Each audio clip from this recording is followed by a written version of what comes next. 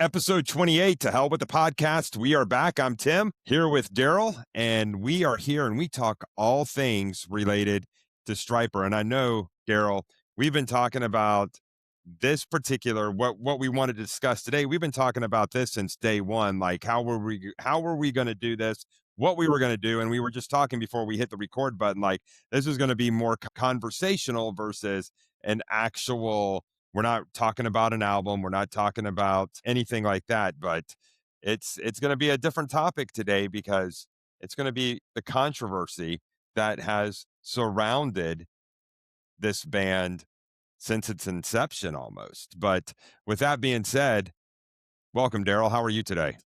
I'm doing good, man. I mean, a little off kilter. The wife is out of town. I got an empty house, and it's it's a little weird, but because it doesn't happen very often. But yeah, I got a decent night's sleep, and you know, That's good. ready to get into yeah. Well, decent night's sleep. Woke up at 5, so yeah, so I'm good. Had some caffeine this morning, so yeah, ready to get into it. Yeah, so am I. Because I mean, we have been talking about this for quite a while, how we were going to do it. And I think when doing your research notes, just talking to you, you kind of went and expanded it beyond just the band and what was going on in the scene at that time, where I kind of really kept it to just the controversy that surrounded this particular band, Stryper, of course, not I don't know why I say this particular band, but Stryper in particular when it came to because it was just I have some kind of comparison notes that I'll share because it was like this is what the church crowd was saying, this is what the non-church crowd was saying, and it was like then you had us in the middle who were like, "Shut up, we love this band." Yeah, there's this is gonna be fun. There's a lot to dig into here because I have some stories and yeah, I definitely have some opinions on the business in general at that point in time. But yeah, Yeah. this will be fun. Yeah, it'll be fun. But before we get to what we're going to talk about today, just one thing from the news desk this week. It was actually pretty quiet from what I was gathering and seeing what was being posted, but it was an interesting topic, or this is an interesting thing. So we all know that he released the song, and this is more to do with Michael Sweet and the band Stryper. He released the song again, which is basically dealing with the loss of a loved one or someone in your life. But what they are asking people to do is share photos or videos of the loved ones you have lost because they want to honor their memory.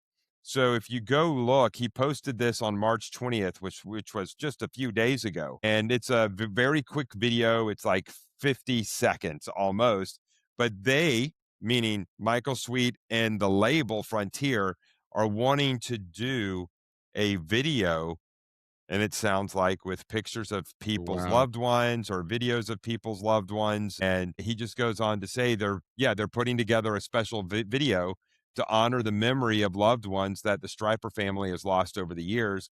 We would love to learn about them and pay our respects in this special video. So if you take a look at this, what it's saying is they give you an email to where you can email the photos if you're going to do a photos, or you can post it using a hashtag, pound see you again MS. So, or hashtag, sorry, I'm still used to seeing it as the pound symbol, but hashtag see you again MS. And thought that was kind of cool, interested to see what that video would end up looking like. I've thought, do I want to send one in? And I haven't done it yet because it's just not there with me at the moment, but I haven't done it. Yeah, I did see the posts and I was just like, I don't think I want to participate here, but I mean it's a cool sentiment that they're gonna actually fold some of that into the video and all that. But yeah, I don't know. I don't think I would want to have any pictures of like dead relatives in a music video. Just my opinion. I mean, like I say, I like the sentiment, but yeah, it's just I don't know. I think I'm out on that one. Yeah. So I'm still debating, haven't decided yet. So if you're interested, again, he posted this. This was on Michael Sweet's post from March 20th. Just released again, gives you the email or the hashtag on what you can do it on. And maybe that picture will get into the video that they're doing. Yeah, I mean it's a cool concept. So yeah, I mean I'll definitely be watching it when it comes out. But yeah, I don't know. I don't think I want to do that. but but yeah. So anyway, but yeah, good on them for giving giving fans a little outlet to maybe, um, I don't know, just Honor or show maybe deal with stuff a respect. little bit differently, I don't know. Yeah, I think it's all, based upon, like what you said, people deal with the loss of loved ones differently. And some people want the world to see, and other people are like, yeah, that's just kind of closer to the best for me. I want to, keep it personal. So, but if you're somebody that does want to do it, go check out that post. It'll give you all the information on what you need to do. So, Yeah, and cool I idea. think yep. And I think we maybe set a world record because it's 6 minutes in and we're actually going to get to our topic. I mean, if you listen to us most of the time, we're usually 30 At least minutes, at 40 least 30 minutes. minutes. Yeah, at We least got a 30 lot minutes. going on, but like I said, quiet week. And we're not talking about an album today. We're talking about the controversy. And I think what I mean by controversy from my aspect is why did Stryper just seem, and when I say controversy, it wasn't with them, meaning they were living these double lives or anything like that, but it was just controversy. You had the church picketing them, and then you had those that didn't have any kind of faith. I mean, I still see it today. If you're on some other kind of post outside of Stryper or Michael Sweet and somebody mentions the band Stryper, you'll see it. Stryper sucks. And they can't give you a definition of why. They just carry that sentiment of Stryper sucking. And which, as you know, I mean, we're 28 episodes in and we're not talking about a band here that sucks. We're talking about No, a we're not. very talented, especially within Michael Sweet, with being the songwriter, the visionaire. I mean, doing his solo stuff. It's just like I've never understood that sentiment. I can understand because there are certain bands that I don't like, but I can recognize the talent that they have. And I understand because it's just not my flavor of music or it's just not my flavor of lyrics. But this band has just had a target on their back since they decided we're going to sing about God. Yeah, no, I mean, and I can drop a quick story here because I've told this before, but my first band that I was in was a Christian rock band, and I grew up in what would now probably be called a mega church, but it was very traditional and all that kind of stuff. But they would, because all of us were members of the church, so they would let us rehearse. And our music minister like heard us one day, and we were, just just wrecking the guitars and the drums and everything else. And he's like, "I don't understand this music," because he was a choir director basically, and so it was very like visceral to me when I felt like y'all don't understand what's going on here because it's like we're still singing about God. It's just we're just presenting it differently.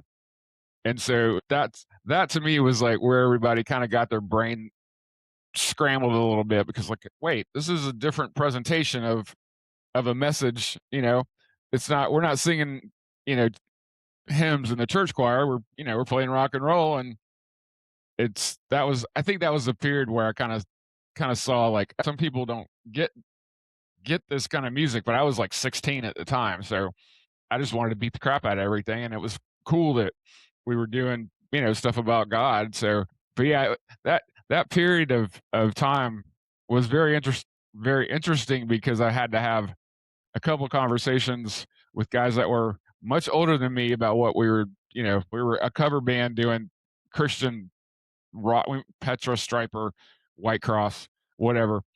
And so, yeah, it was like you could tell they didn't quite get it because it was just, it was a heavier presentation of a positive message. So, but they encouraged us to create and, you know, like I say, gave us rehearsal space and all that kind of stuff. But yeah, it was funky to have some of those conversations with people that are rooted in, the traditional church music and then see dudes with electric guitars and that kind of stuff. That was an interesting time. But I mean, well, let me expand. Oh, sorry, I don't mean to go off so long. You're good. Just to expand in general. I mean, if you think about hard rock in general at that time, I mean, you're looking at freaking Wasp or Ozzy or I mean. the whole suicide solution lawsuit and the PMRC, and a lot of that stuff was coming at it from the negative side as far as lyrically and thematically. And then you have this band on the other side over here that's trying to do for the positive, and it was a very interesting time in heavy metal and rock in general. And you know, Stryper and Wasp were supposed to go on tour together. That didn't happen, but that would have been cool. But I mean, yeah, it was just an interesting time in metal music in general. So yeah, I would started thinking more about that piece of it, and then you put Stryper on the positive side of stuff, but there was so much other negative crap going on at the time. So it was a cool little history lesson for me. So let me ask you this. I mean, there were two things that kind of came up with what you were talking about. So before I ask you what I wanted to ask you, so like you, I think my first sense of controversy with this band was inside the church walls. Grew up in a very traditional church. It was hymns, it was this. But what was interesting to me, it wasn't the parents saying something about them. It was the kids within my youth group who were very negative about them because they weren't Michael W. Smith. They weren't Amy Grant. They weren't Sandy Patty. They were Wow. sending a message out there. Cause I mean, here I was. I mean, but what was funny was the pastor's daughter, I actually borrowed 1984 from her. So she was into the rock music at that point, but there were other people within there because I remember it's just one of those memories that just sticks in your head. And it was just like, what was the point of that comment? Because I remember we went to it was a conference and a gentleman came in and he was speaking and I always found my way to the speakers afterwards. I always kind of, cuz I always had questions and I wanted to talk to him cuz it was like, what did you mean by this or what do you think about this? So we were talking and then this girl that was in the youth group just out of the blue walks up, is standing there with us. And her only question was, "Have you heard of the band Stryper?" And she was saying it because I was sitting there because my youth group knew that I loved this band. And what ended up happening was she asked that question, "Have you heard of the band Stryper?" And he goes, "I have, but I'm not too familiar with them." And she went, "Good, stay away from them." And then walked away from that conversation. Ugh. And that was her. But I think the thing that just made me scratch my head and I'm like, don't come over here acting all pious and high and mighty, acting like you're listening to I know what you're listening to.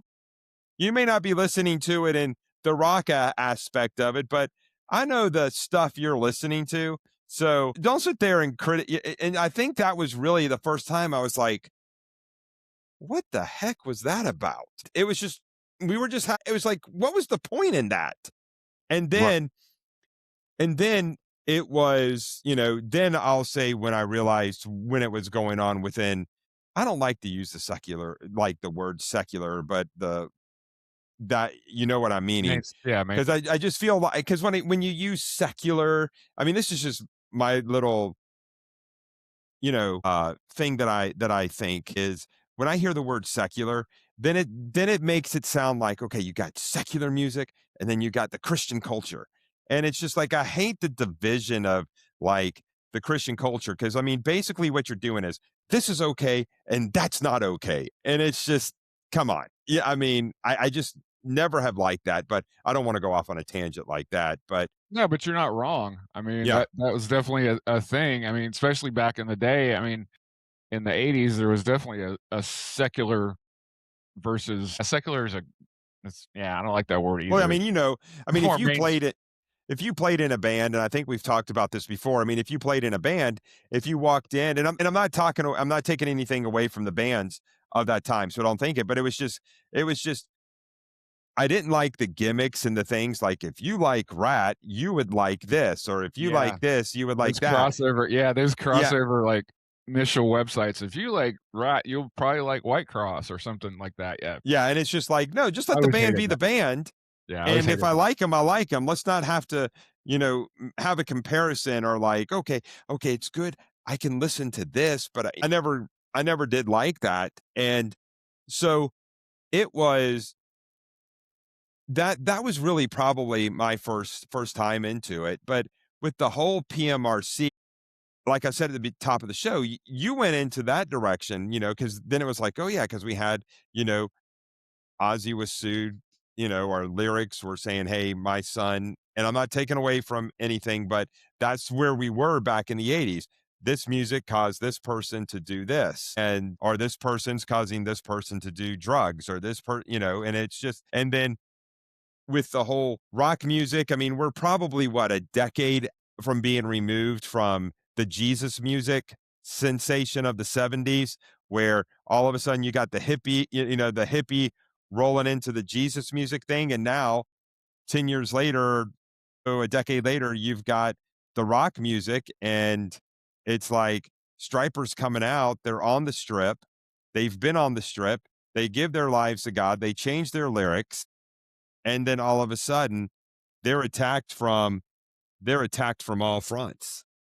Yeah, I think well, there's a couple of things that you mentioned there, but the fact that they did, you know, make their hay on the strip, when you're talking about, Motley Crue and, Dokken and all these other bands that are like Rat and everything else. But also part of what I was when I was thinking about this, I was like, they were like the first band that could actually that were like really technically proficient in their instruments too. And that I mean, and it fit Hollywood at that point in time. Because I mean, they were doing the dual solos, they had the freaking look and the hair and everything else, but they just weren't singing about sex and drugs all the time. And so yeah, but you made a good point too that a lot of the backlash in the early days came from inside the church. And I mean, I felt a lot of that as a kid growing up playing music. And but I think it kind of like, I don't know what the word is, kind of strengthened them because they they they've never, well, we're gonna get into that. They've almost never backed down from what they were trying to project as a band, but I think they were also the most technically proficient band that was actually consistently given that message. So, because I mean, there wasn't another band in Hollywood talking about God. I mean, it was just, But I mean, there absolutely wasn't. And and but you they never faltered from the message for the most part. So that was a unique quality that they had. yeah, and I think the reason probably some of the backlash, in a sense, from the church began with this. When we first heard it, it was about the band, or when we first heard the backlash was from the church, is because Yellow and Black Attack, Soldiers Under Command, they hadn't really, at that point, especially down where we live, they hadn't made it into the non-Christian world yet. Yeah, not It really mainstream. wasn't until To Hell with the Devil when they came out, and then they went gangbusters on MTV's Top 10 Countdown. Yeah, no, MTV helped them a lot. So yeah. Yeah, but it helped them a lot, and those that were huge fans got 2 of their songs in the top 10 at the same time, and which hadn't happened before. And then all of a sudden, you shift to, all of a sudden, these people are like, "What is this band? What are they singing?" You Well, I know? mean, it forced people to pay attention because if you are on like TRL or something on MTV, I mean, there's I don't even know what the viewership was at that point. I know it was gigantic because I came home from school every day and it was, time for TRL. And so, yeah, it's I mean, I think they forced semi-forced people to pay attention to what their message was, and it was just a different package. I mean, yeah, they had the yellow and black, and they looked like a metal, a hair metal band, but if you examined kind of what their message was and what their, the just the band as a whole, it's like, well, no, this isn't Motley Crue, this isn't Rat. There's a purity here, and the songs were, very uplifting, of course, but yeah, it was I think they were like one of the first. I mean, I don't know, they might have been the first on the in mainstream. So especially with the TRL thing, yeah, the having the 2 songs on the top 10 and on MTV was like, "Holy crap, this is a thing." So, yeah, but, um I but mean, yeah, you think the about it, that time frame, you think about it though. To Hell with the Devil came out in 1986, and some of the top albums of that year that went into that genre of music. So think about they're singing about, I mean, To Hell with the Devil, More Than a Man, The Way, Holding On. Then, of course, the songs they released on MTV, To Hell with the Devil. Well, some of the top albums that year, 1986, were Poison's Look What the Cat Dragged In, Cinderella Night Songs, Bon Jovi's Slippery When Wet, David Lee Roth's Eat 'em and Smile. I mean, and then you think about how Poison's Look What the Cat Dragged In, had songs like Talk Dirty to Me, I Want Action. I mean, all of that coming out at that point. And then album comes out towards the end of 86. So let's even jump into 87 when they're really big and what they're really coming up against in 87. You've got Welcome to the Jungle, Pour Some Sugar on Me, Girls, Girls, Girls, Rock Me by Great White, you know, top albums, Def Leppard, Hysteria, Motley God, Crue's Girls, Girls, Girls. I yeah, mean, Def you Leppard was think, and huge. I'm not trying to get it, but you think how sexualized and party albums that those were compared to what, and that was always the thing about rock music. It was, this is the party music, this is the girl. It's almost the, I don't, maybe this isn't the right term, and maybe you can help me think through this thought real quick, but it's almost the quotes rebellion end quote music of that time about what your parents wanted you to listen to. And so then all of a sudden you have Stryper coming out with positive, and then it's like, wait a second, I want to hear about strip clubs, and I want to hear about sex, and I want to hear about this, and they're talking about God. What the heck is this band? Well, I mean, that was kinda my point from earlier. It's just there was so much stuff going on that was being paid attention to on the negative side, and then Mhm. these guys come out and they're like, "Well, we're talking about love, we're talking about God," and people didn't really know how to handle it, I think was the problem because you haven't Both seen. sides didn't know how to handle it. Well, That's the thing. yeah, it's like, "All right, what are we gonna do with this?" Because I mean, and just as a musician, it's like if you look at like I say, the technical proficiency of the band is not in question.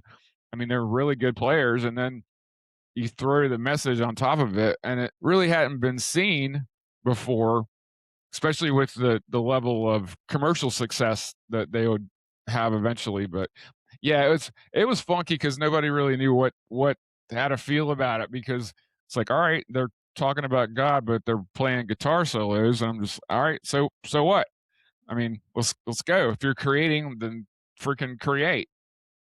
So yeah, I always thought initially, um, what I felt was like, all right, people don't know how to deal with this right now. I mean, they'll get there, but it was just a new sound and a new approach to, obviously an existing genre of music, but they just took it to a different kind of place that hadn't been there before, and people were like, "Oh, what are we going to do with this? It's not gospel, it's not Petra, it's not, like you say, Michael W. Smith or all that stuff." It was pretty pivotal as far as how Christian music, and I don't even like using that term, Christian music. I mean, it was just a pivot in music in general, especially in hard rock. So yeah, Wait, people wait. just didn't know how to deal with it. Yeah, hold on just a second. I think the Christian plumber is here. The Christian plumber. Yeah, and then also I have the Christian appliance man come in later. I mean, it's just that I'm with you. I don't like the statement in that, but this is kind of where, both sides, I mean, you've got a two-sided backlash. And I mean, first of all, it was, the musical style. The Christian criticism was it's rock, metal, it's evil, all this other kind of stuff. And then the non-Christian world was like, It's too squicky clean. This isn't real metal. I don't really like it.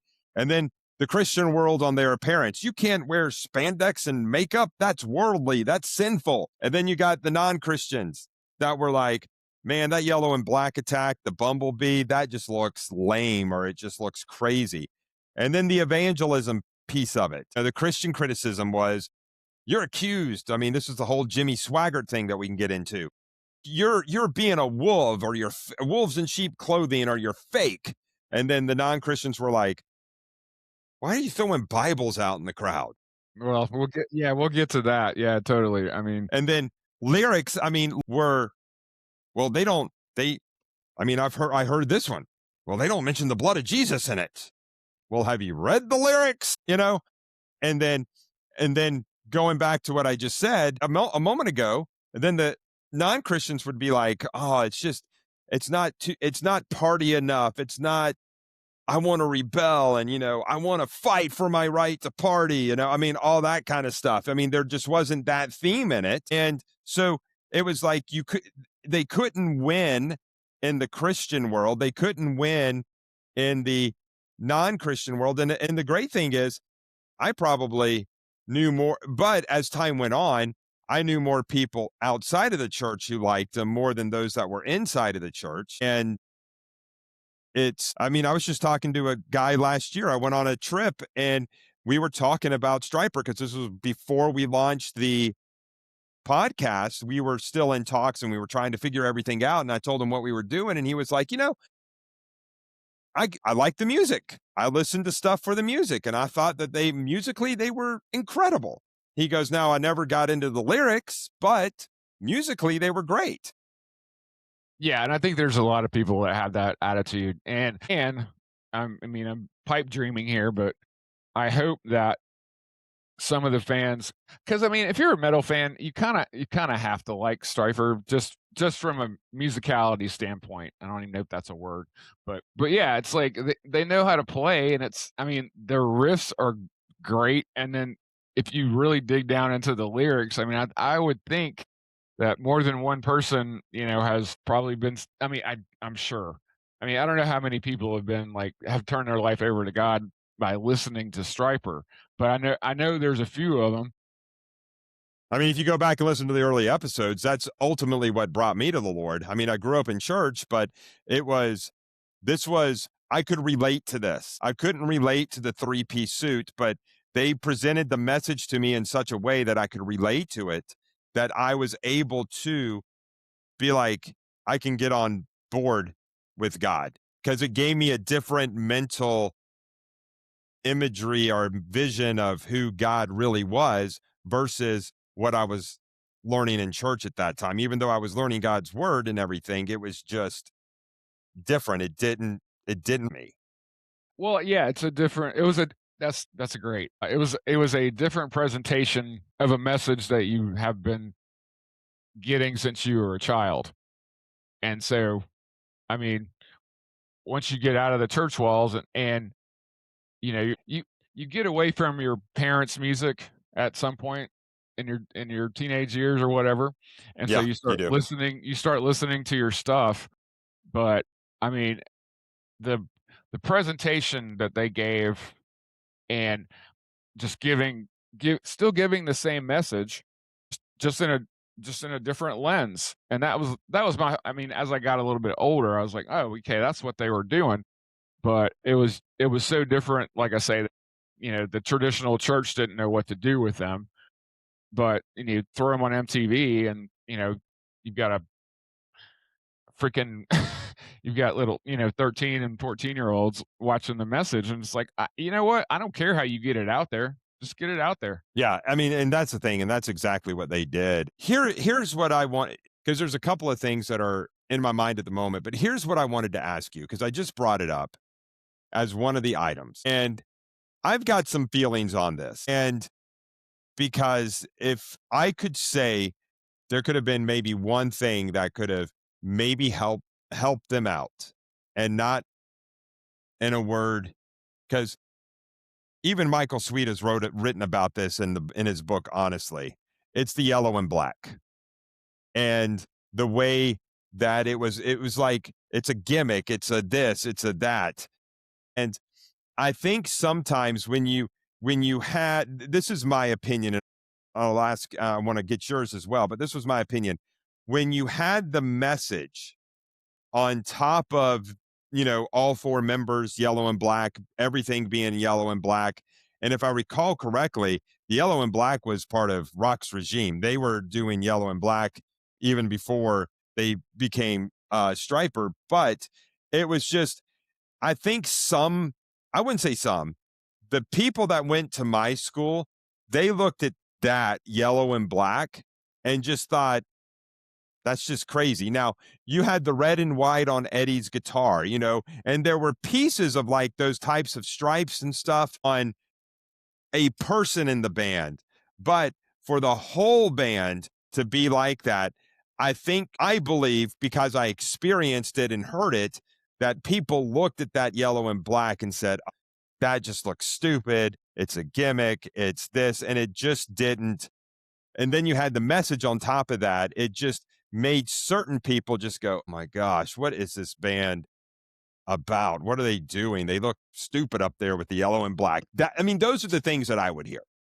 Yeah, no, I mean, you're not wrong. I mean, especially in that era, a lot of bands had a gimmick. I mean, it was like freaking pro wrestling, so Stryper had the yellow and black. I mean, there was a band that nobody knows about anymore called Loudness, and they were from Japan, and they had like all this red and white symbol. I mean, a lot of bands had like symbolism, you know, uh, in that era. So yeah, that's a good point there. If you bring the yellow and black, you bring the message. That's a lot. So I mean, I don't hate the yellow and black, and but of the day, it did feel like a little bit of shtick. But they also put the message with it and the musicality with it. So I don't hate it. I wouldn't care if they like went away from the yellow and black. I mean, because they kind of, they're kind of off of that now, and different guitar colors and that kind of stuff. But yeah, I mean, because like I say, during that era, there was a lot of bands that had their certain shtick. So I could see where some people would say, well, they're just the yellow and black band, and just kind of dismissively um on the image. But during the time, everybody had to have an image. So I mean, I don't hate it, but I could see where people would be like, all right, these guys are wearing bumblebee suits and singing about God. I could see where that would, you know, be a little bit of a turnoff for folks that were into, traditional, hard rock or heavy metal or whatever. But Yeah. Let I me read mean, this to you real quick because this is out of Honestly. And he said here, this is Michael Sweet's autobiography. He says, I have a love hate relationship with our yellow and black motif. Actually, it's mostly a hate relationship. Just the thought of yellow and black, and I begin to feel anxious and uneasy, wishing we had never gone down that road. It's been the single most persistent antagonist of my career. And this, he gets into scenarios. He goes, for almost 30 years, whether in a hardware store, a grocery store, a bookstore, or wherever, some form of the following conversation has haunted me. You look like you're in a band. I am. What band? A band called Stryper. Hmm. Sorry, not familiar with you guys, they say. No worries, I don't expect you to be. Would I know any of your songs, they would ask? Maybe we had a few songs you might know, honestly, calling on you, to hell with the devil, always there for you. Doesn't ring a bell, but I'd probably know them if I heard them. And then he takes one last stab and he says, we wore yellow and black outfits. Oh, yeah, I do remember you guys, the yellow and black band. Yeah, wow, that's cool. That's really cool. And then he goes, not really, I think, in my head. You have basically told me that you don't know our band or our music, but you do know that we were dressed like bumblebees. And I think that style took away from, I think people saw it along with the lyrics and just went, this band is cheesy or this band is whatever they want to say. And I think that the yellow and black actually hurt them more than it helped them.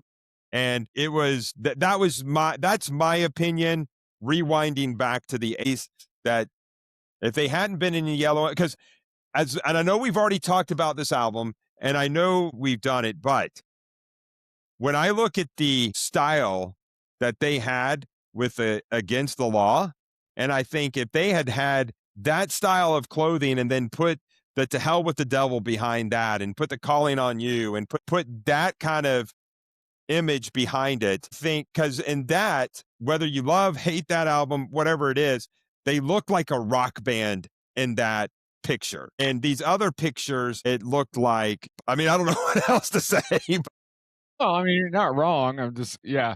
I mean, yeah, they look like rock stars at Against the Law. I mean, they look like more traditional rock stars, but that era of the band is not the greatest, but um yeah, I could see I mean, I could see where you look at the look at the Yellow and Black and yeah, that's cheesy. And then you if you actually took time to listen to it and you hear the God lyrics, it's just like, well, gosh, man, this band is just cheesy. And I could see where a lot of fans would well, not fans, but a lot of people would get kind of turned off on that kind of thing. But yeah, your point's valid. I mean, the Against the Law look was cooler, and they well, and we were also used to the yellow and black, and then we got something different, so that was kind of cool. Uh, but yeah, I mean, I totally can see because I mean, we were also at a point in hard rock and metal where every band had a freaking gimmick. So, I think a lot of people would think that, yeah, yellow and black. All right, you worship God, cool. But I don't think a lot of people believe that, because you're freaking rock stars. I mean, rock stars, and so nobody believes that you're like doing Christian things, Yeah, exactly. And that's where it came from the church side. You can't be a Christian. You right? can't be this and play music with a guitar and play music with this. But what was so interesting to me about the whole scenario was, why did the Christians, when it came to this band, and this is a question no one's ever been able to really answer me, why did you only point at this band? Because they were outside of the church doing what they were doing and they were on MTV? Because I never heard any, and as I say these bands, I'm not taken away from them, but I never heard anybody criticizing White Cross. I never heard anybody criticizing Guardian. I never heard anybody criticizing the hair bands that were Christians that were on Christian labels. I never heard them being criticized for the way they looked, the way they sounded, the way they did this. They seemed like they only picked on this band right here, which I just don't understand. Why only this band? Well, I can tell you why, because they were having commercial success, so none of those other bands you just mentioned are going to be on MTV. So I think the pressure is like, all right, you're representing a certain sect of people. And so none of those other bands that were on the Christian labels, they were on I think Stryper was on the crap. Enigma. Enigma. Okay, thank you.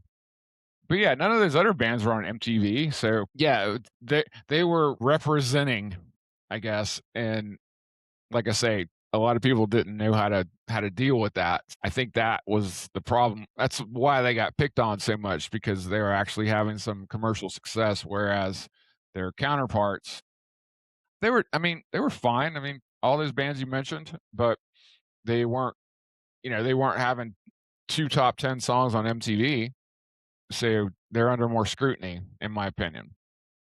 Yeah. And then it makes me think too, when you talk about them being out there, they had a different, Stryper had a different vision. They were already on the Hollywood strip when they decided we're going to, Right. we're going to come to God. We're going to change our lyrics. This is what we're going to do. Cause they were already out there as Rock's Regime, where the other bands were immediately, we're going to go into the church. But to me, this is where, not from the bands, because the bands are like, think of we're going to minister to the youth. We're going to do whatever we want to do, do that. And then, maybe some will get saved by, whatever. But, but it's the hypocrisy from the church that said, this will only work if you stay in this box. Because the Right, last right, time I checked, we're supposed to go out. I mean, Jesus's final words before he ascended was go into all the nations, make disciples of all men. So he says, go. Ultimately, that's what Stryper was doing. They were going into a field that really hadn't been sown at all, right. you know, Good point. and where the other bands were, they were in a place that was consistently being sowed by youth pastors, by parents, and everything. So they did something different. They should have been applauded for it, but instead, they reaped all kinds of hell from the church because it was different. And I look at that and I go, that's just hypocrisy then. Because what are you doing to go reach people like that? Oh, you're scared of them because they like rock music? I mean, whatever it might be, but it just, yeah, I mean, it just, to me, it was just it was complete hypocrisy that they went after Stryper the way that they did. Yeah, and if you think about the church at that point in time, I mean, they they were kind of in still in kinda in their bubble still. You still had, like, you know, proper denominations and all this kinda stuff, and it's different now, but, Yeah, yeah, it's nobody wants to say their denomination anymore. It's all, oh, it's a non denominational church. right, right, but, yeah, I mean, it's the same thing, though. It's like, yeah, I mean, the the picture of the church now is way different than what it was when, we had soldiers on, 85, 86, or whatever. So, yeah, I mean, it's just it was a like I say, a different picture of the church in general, because it was so traditional, and then these guys came out and, yeah, they should have been, like, praising their approach, because they were, sowing seeds that probably wouldn't be done otherwise, especially for the younger kids that were listening to freaking Rat and Motley Crue. Yeah. And It is and I think that it is frustrating. it is frustrating because I mean, like during my research this week, one of the things that I found, and we knew about this. I mean, I mean, he writes about it. If you haven't read it, showing it on YouTube, honestly, Michael Sweet writes about it, but in my own, just doing my own little deeper dives back there. No, it's not there.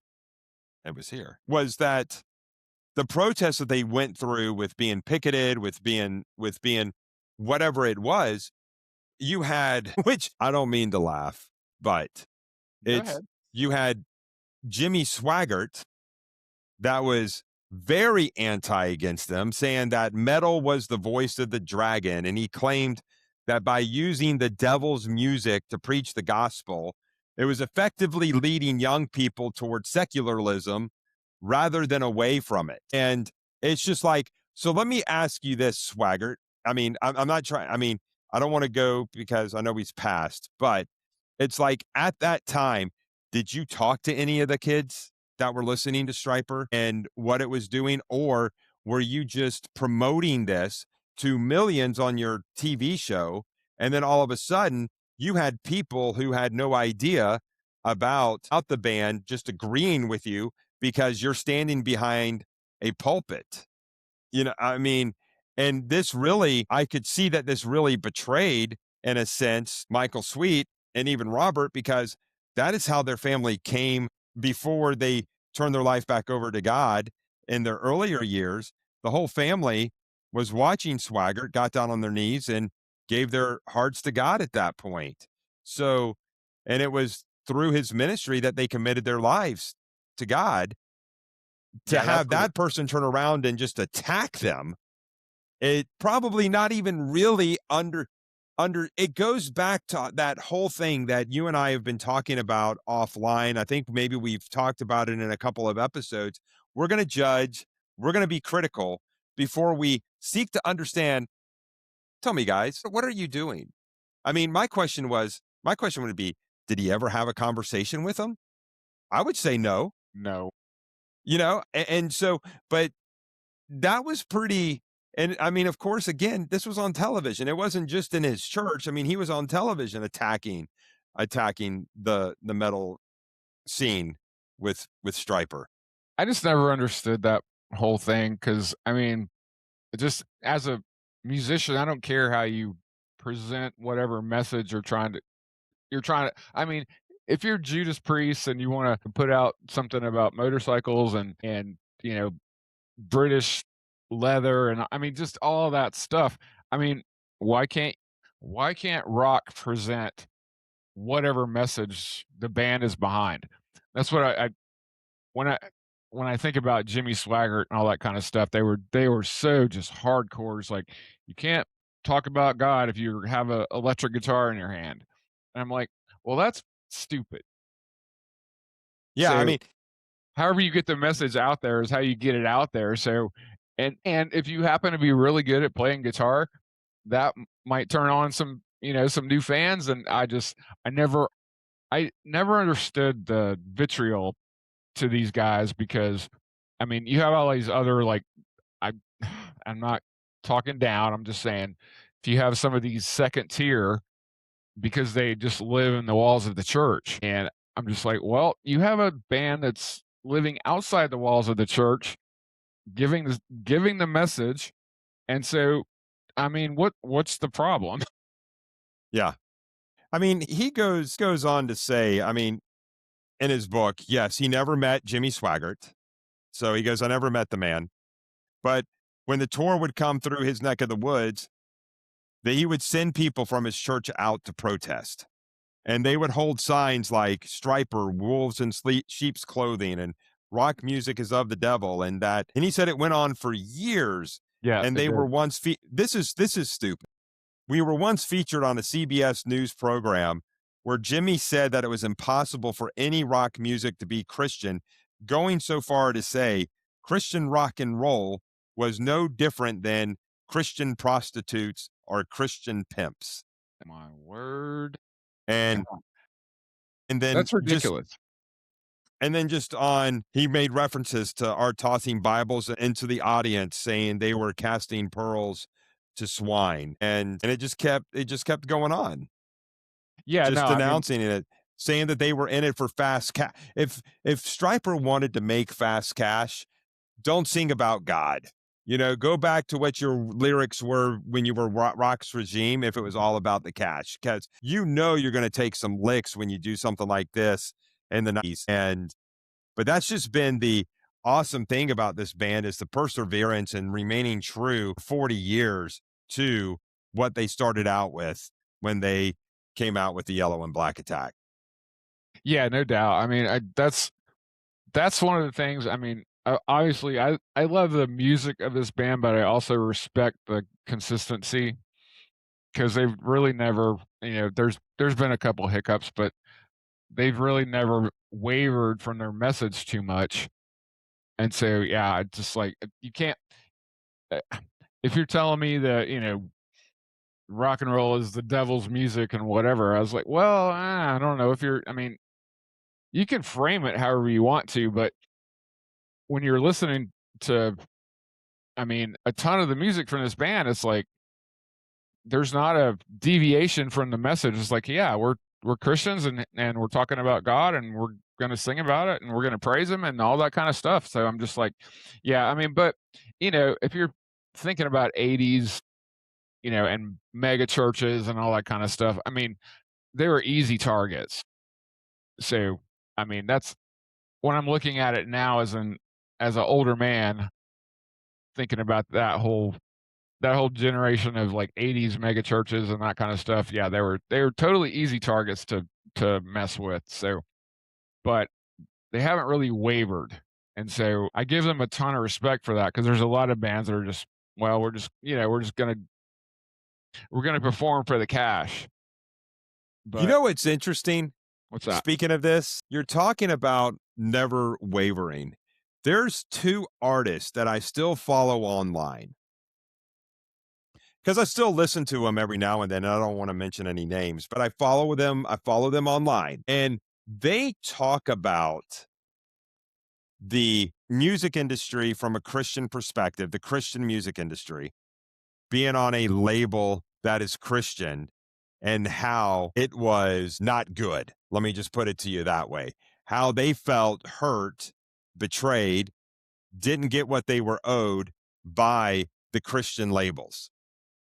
Never heard that really from Stryper to my knowledge, unless something's out there I hadn't seen or read, but they were on a quote secular label.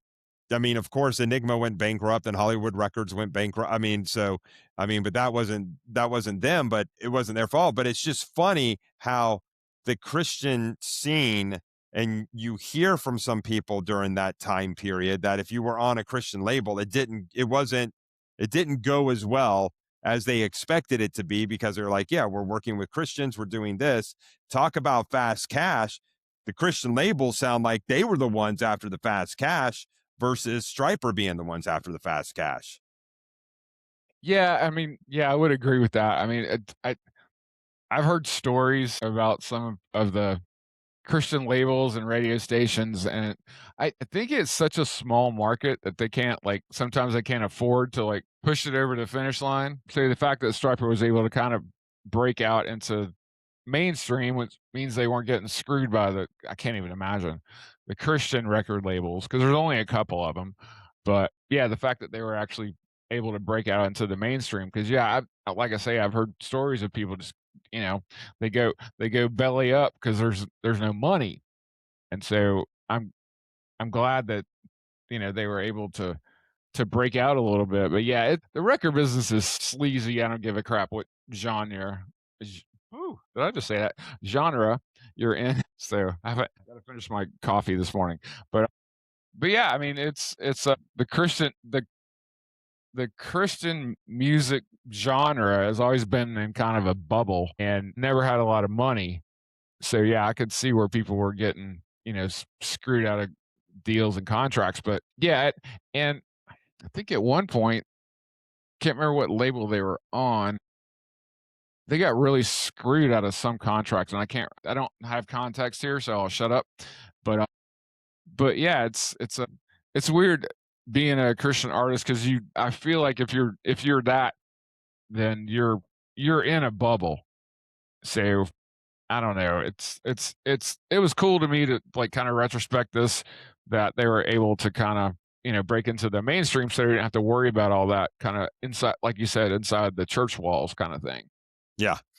Yeah, exactly. I couldn't imagine them, just their state of mind, like, just like through all of that, still just plugging forward and just keeping going until the Against the Law album, which Right. we've talked about before, because that album was basically my words, not theirs, but their middle finger to the church saying, we don't, Right. against the law. I mean, go read the book honestly and everything like that. That's really the only time that they didn't have an album that specifically was related to speaking about God and lyrically being bold, even though it had a lot of Christian themes in that album. Marriage, relationships, staying pure, I mean, whatever you want to say, had a lot of Christian elements in that, but there weren't songs on there like More Than a Man or, The Writings on the Wall and stuff like that. But you want to talk about controversy too. I mean, when they released this album cover, Yep. and this is the To Hell with the Devil album cover, that got a lot of flack. Oh yeah. I I mean, got kicked. like, I got kicked out of school. I got kicked out of school for that tour shirt. I've mentioned it before, and I was told to turn my shirt inside out because it had the word hell on it. Yeah, my history teacher's like, "You're saying to hell with what?" And that's a direct quote. I was like, "Well," and I turned around because "To hell with the devil" was on the back of the shirt. I was like, "Well, it's to hell with the devil." He's like, "Well, you can't have that on." And I'm just like, "Why not?" It's like, "Well, it has the word hell on it." I was like, "Well, hell's a real place." I don't know what your problem is, but yeah, I got suspended that day. It's just crazy. I mean, you think about it, we couldn't have the word hell on our shirts without getting in trouble. And the shirt that I had on was the one that you have on. It had the Stryper logo. It had 777 on the back and it had "To Hell with the Devil." That's the shirt that I got in trouble for when I wore it to school. Now, yeah, I mean, it's just like Yeah, you can wear whatever at this point. you can wear whatever. I mean, it's just like even I was watching a show the other night on normal TV, just on normal TV, and the language that they used in the 8 o'clock hour wasn't even stuff you would find at the 10 o'clock hour 20 years ago. Yeah. And it's just amazing how the times have changed in that. And it's just like, it's all about the context of the word hell. And I'm sorry if somebody's offended by that. I mean, let's put it this way. I always want this is it's like, have you heard the language these kids are using up and down the hallway? And Dude, you want don't to get on to me with the word hell? That absolutely makes no sense because I just heard the F bomb dropped 10 times walking down the hallway. dude, go put yourself in a Call of Duty uh online game. These kids are, I mean, I and I'm gonna sound like an old man here, but if I'm dropping into a Call of Duty multiplayer on online, oh my god. I was like, where are your parents? Because they're using racial slurs and they're cursing. I mean, they are cursing like just insane. Not, I mean, I know I have trouble controlling my mouth sometimes too, but these kids are like 10 or 12 and they're just, dropping N words and F bombs. And I'm just like, oh my word, this is a video game. Calm down. I know. And then you hear all that, and then I mentioned this in one of our earlier episodes. I couldn't even put the initials THWTD on my license plate That's right. Yeah, because you that told me was about that. that was found offensive by the state of Georgia. And I mean, I'm just like, seriously? So I Yeah, couldn't even put that. that makes no sense. So I couldn't even put that on there. And so it's just everywhere you turn, it's just like, I mean, I remember, I one time I was wearing the "In God We Trust" tour t-shirt down the hallway of my school, and there was this group of guys that were coming down the other way, and oh my gosh, they just started mocking. I mean, just flat out mocking because it was Stryper and what they stood for and everything like that. It just amazed me how much flack that this band took back in the 80s. For sure. I mean, well, like we said, they were, I mean, groundbreakers, of course, that happened to be singing about God that got into the mainstream. So, like I said, some people didn't know how to handle it, and oh, those are the guys in the bumblebee suits, and they throw Bibles into the crowd. They knew that, but it was just, yeah. I mean, the the amount of flack that they got for being like a really successful band it was kind of, now it's kind of annoying because I'm like, well, you had a chance to get on the train, and if you listen to what they've done on like, you and I say, listen to what they've done on the back half of the catalog, and tell me that you don't respect them as a rock band. I don't, even if you don't listen to the words, listen to the music, and then maybe you'll get into the words. But I mean, it's ridiculous the amount of disrespect sometimes that people give this band. I talk to people a lot, and it's like, "Are you still listening to them?" I was like, "Yeah, they're still putting stuff out." Yeah, I've never stopped listening to them. I mean, they continue to put stuff out. Michael Sweet continues to put stuff out. And Yeah, it's just like, come on. I mean, I know that they were in the yellow and black, but I'm just going to share this with you all right. real quick. I mean, how could this band not take flack for this album cover? When you mentioned the Poison record, that's exactly what picture popped in my head. I mean, the original duck lip picture right here from Ricky Rocket. I mean, this is Poison's "Look What the Cat Dragged In" album cover. I They mean, look like dicks. I mean, they look, but that's the thing. They were cool. They were a cool band. Why? Look at they were a party band. I mean, they were singing about what they were singing about, and trust me, I'm not gonna lie, I was listening to them all the time, Oh, and I I was in still have Panama. several of their songs in my playlist. I was in Panama City when that record came out, and I saw airbrush T-shirts of that cover in Panama City, Wow. and I didn't buy one, but I was like, "Dang, all these dudes look like girls."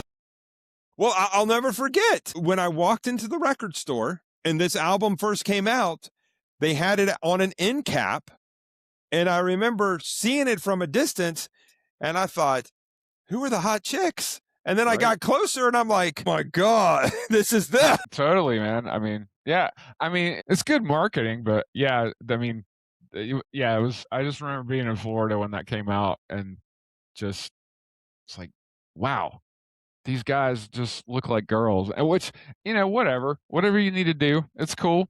And I enjoy, look what the cat dragged in. I think that's the best song on the record, actually. But but yeah, Poison was a that was a little bit of a anomaly because they were so pretty. Yeah, and I mean, it's like I mean, you wanna talk about again, if you weren't alive during that scene, I mean, these were some of the tracks from that album, when we talk about the difference. I mean, you had "I Want Action," "Play Dirty," "Talk Dirty to Me," "Want Some, Need Some." I mean, it's just There's a theme there. yeah, there is a major theme right there, and then they have a song like "Cry Tough" to open up the album, which I've always loved that song. That's a good. I don't. Well, if you're going to talk about that particular record, I really enjoy that record. I don't think there's a skipper on that for me, but that was a million years ago. I haven't listened to it in forever, but yeah, I definitely remember how much I enjoyed that record. The cover was kind of like funky later on, but hey, whatever. So I will say this though, a little known if you don't know this about Stryper, CC DeVille was close at one point to being in the band. I don't remember all the circumstances around it. I remember reading it a couple of times, hearing about it a couple of times, but could you imagine Stryper with CC DeVille? not from what I know about CC DeVille. I know he had some issues at certain points in his life, but that was after Poison got rich and famous. So they I mean he had this giant house in Malibu and was just doing, all kinds of stuff. So yeah, that would have been weird. And I'm like, all right, was he gonna replace Oz Fox? I was like, I Yeah, that's what I don't recall if it was that or what was going to happen there. Was he replacing? Was he being looked at prior to Oz Fox? I don't know. I think it was actually my memory says that he was being looked at as well as Oz. So they were kind of like before Oz joined the band, they were looking at CC, I think. So, but I'm also like, because I've seen like a little bit of buzz about, all right, the next tour we're gonna have another guitar player and Mike's just gonna sing. So I'm like, all right, who are we looking at here? Because I mean, and I don't even know if that's gonna happen, but that's something that I saw that they may bring in another guitar player. I'm like, oh my gosh, just bring in Nuno. Not that that's gonna happen, but that would be cool. But You know anyway, what just popped in my head too, talking about the style was that, and we've talked about this before, how White Lion was on tour, with Stryper back in the day. And they did these pranks and everything. And Michael went on to say in his book, I enjoyed that tour with White Lion, although I do recall a what the hell was that moment between Mike Tramp and us. Not long into the tour, Mike came back to our dressing room after he had performed. And before we went on, and in his thick Danish accent, told us what we really needed was to get some style. He shared with us very directly that if we wanted to be big, we needed a new style. He made his point and left the room. wow. That's a story that I don't know. That's crazy. I mean, but at the time, I mean, they had a style, but God, I can't remember when that freaking White Lion tour was. But yeah, so this is a stupid story.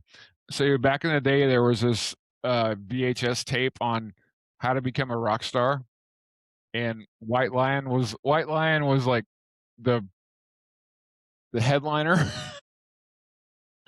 And so Tramp has like got a very distinct accent, but his advice was show up and play. And I mean, literally, it was like 30 seconds, and it was the dumbest video ever. But you could buy it for like 19.99 or whatever the heck. But Plus shipping and handling. right, so yeah, it was just they were like the most famous band on that tape, and I'm just like, why do we even have a tape about how to become a rock star? Hey, all right, cool. But yeah, it was. I don't know. I just wish Vito would come out of retirement. I mean, he could improve a lot of bands that are out there right now. And so, I mean, so we've talked about the Yellow and Black. We've talked a little bit about the whole Jimmy Swaggart thing. We talked about how you and I have had issues with, or I should say, challenges with controversy within just conversations, or being suspended from school, or turning our shirt inside out, license plate issues, all that kind of stuff. What else did you have on your list to talk through this Well, first part? I would like to have another story. So the Bible throwing at the concerts. Yeah, the Bible throwing. So Yes. the first time I ever saw Stryper, Hurricane was the opener, and homie from Hurricane is now the lead singer for Foreigner. But yeah, that was like I saw them at the Atlanta Civic Center, which doesn't exist anymore. But it was probably my third or fourth. I mean, golly, probably my third or fourth concert, maybe.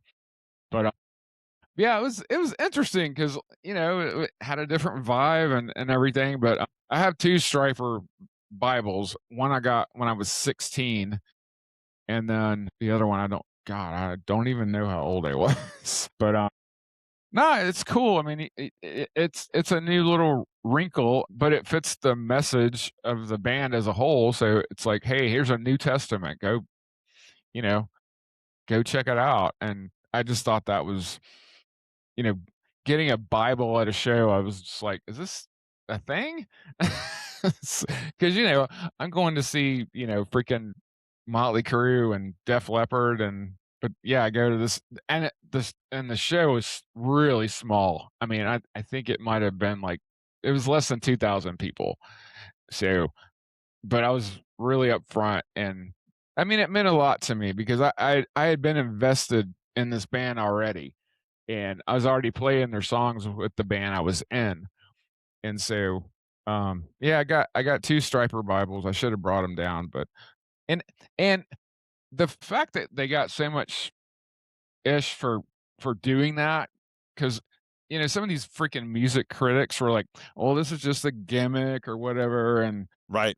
I was like, "No, dude, they're trying to freaking spread the word." So I mean, just God, get off your critic high horse. I don't know. It kind of pissed me off a little bit, but I do have two Stryper Bibles, and I love them both. And yeah, it's just another thing that people can pinpoint. No, it is. I mean, the Bible tossing definitely is. I have a Bible from a show that I caught, and but it wasn't until the clubs shows over the past recent years. I didn't catch one. My brother caught one at the first show I went to with Stryper. That was down at Ocean Center.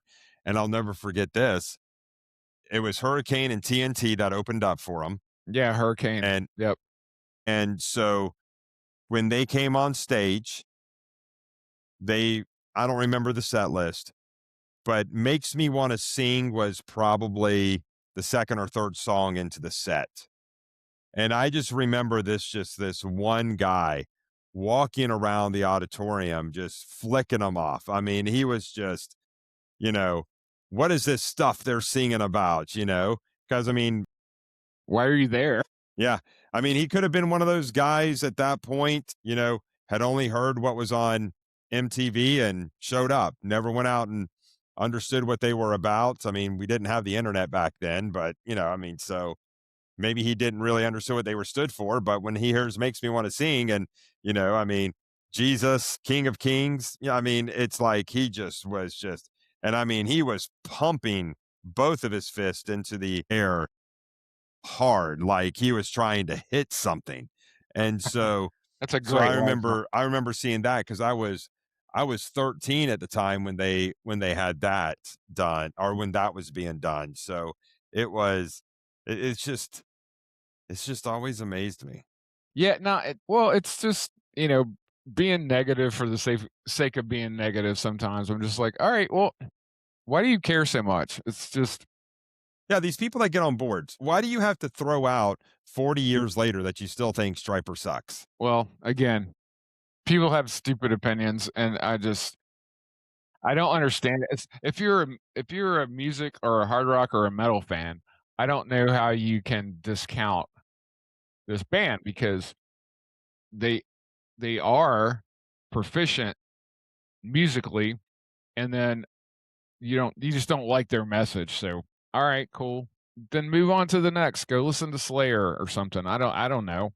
I mean, I'd like it if you would live in this camp and maybe get a little bit of a positive message because that's, always what they do, but, yeah, I don't know. I don't understand metal fans that can't get behind a little bit of this because, like I say, they are musically absolutely proficient. So, that it kind of bothers me a little bit. It's like, you know what? Who cares what I mean, I don't say who cares what they sing about, but you can't discount the technical proficiency. So that No. bothers me sometimes.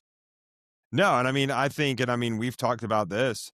I think musically, they have I don't wanna say evolved or that's not the right word that I'm looking for, but just I I think that's the right word.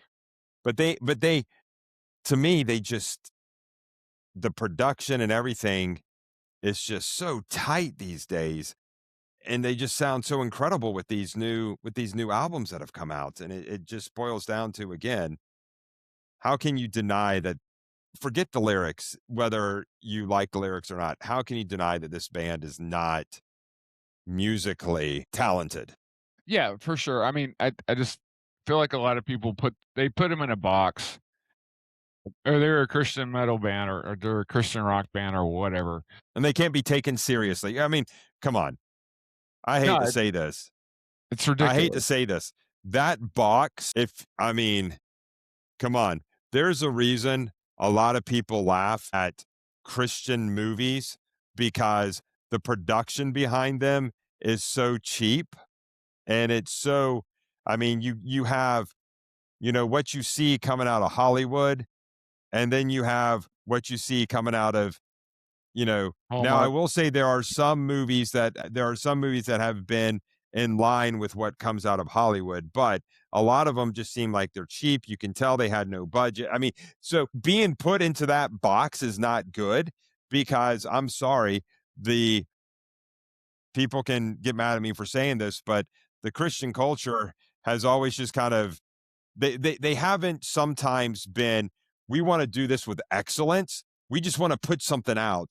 And then what they put out sucks, and then people laugh at it, and I remember one time I watched this movie and my kids were watching it, and we started laughing because the airplane was so fake that it didn't I mean, you could tell that the production of it was just this model airplane, and you're laughing at it. And these are what people do. Oh, it's Christian. It's got to suck because everything that comes out of the Christian marketing world, music world, movie world sucks. No, and you're not wrong on a lot of that because, I mean, they're catering to a way smaller market, so their budgeting is gonna be, like, way smaller. I mean, we've seen that freaking Hallmark and whatever, but when you're looking at this group, I'm like, "Okay, well, I don't think you've listened if that's your opinion that everything, You haven't listened. the Christian world is cheap and they don't do stuff properly." I'm like, "Well, you need to go listen to you can listen to the whole thing aside from I mean, Yellow and Black is thin because I mean, they didn't have a freaking budget, but everything kinda past that, I'm just like, well, it tells me that you haven't really listened because, I mean, they do have, like, a first world production on a lot of their records. I mean, it's really, really good, and especially, on the back half, I like the production better, and I think that I think people just shortchange them in general. I mean, if I talk to my metal friends and they're like, "Oh god, you like Stryper?" I was like, "Yeah, I like Stryper, dude." I mean, and then I'll have to educate them and, play a few songs and whatever. I'm thinking of my boy down the street from me. He wasn't getting Stryper, but I he's in the camp now, so but, but yeah, I mean, they had, like, decent production budgets and stuff like that, and it wasn't a Hallmark movie. I mean, you got major label production budgets and that kinda stuff, and they had that for 2 or 3 records. I mean, so yeah, it's just I don't know. Everybody's got a little bit of a chip, and I don't really get why, because if I can listen to it from multiple angles. I'm listening to it as a musician, the technicality is there, the tightness is there, and then but if I, listen to it with my, lyrical ear, still love, like, a lot of the stuff that they're talking about, so it's just like, I don't know. I mean, everything's not for everybody, but I feel like if you're, like, a rock or a metal fan, I don't know how you have a chip on your shoulder about Stryper. Yeah, and I agree with you. I mean, it's not gonna be everybody the music is not gonna be everybody's flavor. So, no, I don't expect everybody to like them, and that's not what and that's not what I'm saying. Everybody should be a fan because there are people who don't like Yeah, of the course. Yeah. hard rock, and I get that, but it's just when you're on a Ace hairband page on Facebook and somebody just throws out there randomly, "Striper sucks," it's like, "Why?" And I think, in a good way, I think I'm gonna probably start challenging people on that and start saying, "So tell me why do you think they suck? Is it the music? Is it the lyrics? What is it about them that you don't like?" Because if you can't just say they suck and not to No, you me gotta have a back you gotta reason to yeah, explain why yeah, you you gotta think they back suck. yeah, you gotta bring the receipts, man. Yeah. Why do you not like them? I mean, and like I say, I know it's not everybody's flavor of everything, but like I say, Because I mean, if you're a rock or a metal fan, I don't know how you at least have to give them some level of respect, whether or not you dig into lyrically what they're talking about, but musically, I mean, that's an easy choice. yeah, I mean it's very easy. And I mean it's just like bring the receipts because I mean I've challenged people on this one before. I mean it's a real life scenario that I've had with people. They've just been like, well, they can't be a real Christian band because they don't talk about Jesus, they don't talk about the blood. And I said, okay, we're gonna pause, time out right now. We're gonna pause. Okay. So yes, what you heard on MTV, they didn't say Jesus. They didn't say, you know, God. However, time out. Let's go look at a song. Okay. Right. So let me see what your thoughts are on this song right here. And I'm not talking to him like this. I just think it's funny. And then, God, I'll follow you because you died for me, gave to me your life to set me free. Anyone who asks shall receive. Jesus in your heart, it's time for you to start giving God all the glory. I read And that. it's just crunching through that whole thing. I mean, that one of that song to me, it's one of my favorite songs it's one of my favorite Striper songs, but they are just crunching through that thing and telling and we've talked about this before. I love it when they, tell stories because we're coming straight out of the freaking Bible and they're just chunking through More Than a Man and it's talking of I mean, just it's a story straight out of the Bible and I'm just like, "Oh, yeah, I don't know." It I'm wondering if it makes people uncomfortable sometimes. Yeah. If they're I not think it if they're not believers, it's like this is a I mean, it's a narrative like I'll just keep going on More Than a Man. I mean, it's a narrative, it's a story. It's a freaking amazing story because it's got these killer guitars behind it, and it's got a amazing guitar solo. But I just wonder if like people listen listen lyrically that aren't believers, I wonder if it makes them uncomfortable. But no, I mean, but and I hear what you're saying because I mean, it's just like that message made me uncomfortable. That passage, that verse, what Jesus said made me uncomfortable. So I could see people realizing, wait, it's like making them think about their life because you go back to the 80s and it's all party and all having a good time. Wait a second.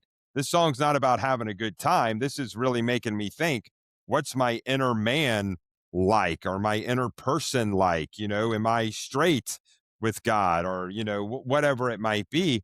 But when I did the timeout with somebody on this particular song once, their response was like, I didn't know that's what they said. And I said, and that's because, and that goes, that's because people like Jimmy Swaggart, who were doing the bullhorns and all this other kind of stuff, freaked people out about them and never really understood what their mission was and what they had been called to do. So it's just, Yeah, I mean, well, it's unfortunate because it's like if you just killed the lyrics just in general on a lot of Stryper songs, the song would still be great. But it's like when you bring the lyrics back into it, I feel like a lot of people that talk crap about Stryper, it's like, well, you haven't really listened to the songs. And that's usually what I find. yeah, Like, I would yeah, agree. They haven't listened and they haven't done anything like that. But I do know we're at about an hour and a half in, and I am going to have to go here in just a minute because I got to go pick up my car or my wife's car. And we actually had a dash cam put in. okay. Yeah, because my wife is all over the road, and I just need to make sure she's driving correctly. No, just kidding. That's not the reason. That's not the reason. But we did have a dash cam put in, and so we've got to go pick that up. I've got some other errands to run, but there are some things too that we didn't get to today that I would like to do as a part two to this conversation that we can get to next week if you're good with that. Yeah, I think we knew this was gonna be a two-parter. So yeah, I got through the first third of my notes. So yeah, we can do this as a part two. But yeah, this is fun. But yeah, I mean, I don't understand the people that disrespect this band like openly. So it tells me that they haven't listened to the lyrics of the song, whatever song that may be. But yeah, we can I got lots We more got more on. notes. Yeah, we got more notes. So yeah, I Time mean, constraints, man. Time hey, constraints. We it's all could go good, all man. day if we Uh, wanted we're to.